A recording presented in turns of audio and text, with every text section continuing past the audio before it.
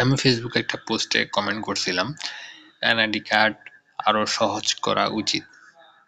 তো উনি আমাকে মেনশন দিল এনআইডি কার্ড সহজ করলে নাকি চোর ডাকাত গুন্ডারা যে কেউ ইজিলি নাম ঠিকানা সংশোধন করতে পারবে।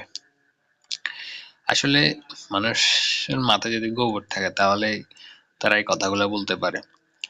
এনআইডি কার্ড সংশোধন করার প্রসেসটা ইজি করা উচিত। নির্দিষ্ট যথাযথ ডকুমেন্ট আমি প্রদান করব, তার ভিত্তিতে জিনিসটা সংশোধন হবে।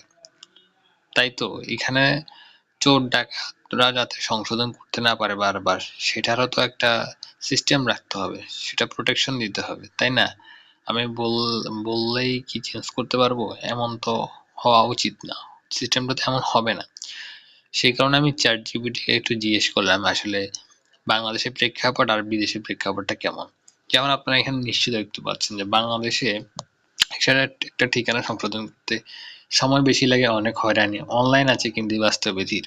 কিন্তু দেখেন যুক্তরাষ্ট্রটা দেখেন, যুক্তরাষ্ট্র অনলাইনে নাম ঠিকানা সংশোধন করা যায়, ঠিক আছে, এখানে সবকিছু দেওয়া আছে। যুক্তরাজ্য পুরাটাই অনলাইন, কানাডা অনলাইন ডাক সরাসরি সব অপশন, ভোটের দিনও অনেক ক্ষেত্রে ঠিক করা যায়।